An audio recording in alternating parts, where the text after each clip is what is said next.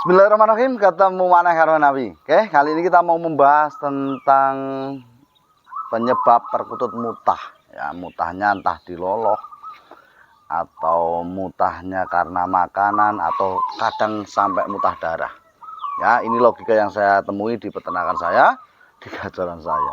Oke, penyebab utama perkutut itu mutah adalah perkutut sakit peradangan.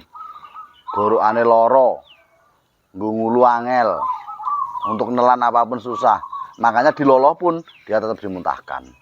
Oke, nah penyebab peradangan ini apa? Penyebab perkutut sakit peradangan alias sariawan alias gomen itu adalah perkutut minum air minum yang terlalu panas saat dijemur, itu bisa jadi, ataupun makanan yang terlalu kotor di wadahnya atau diresiki.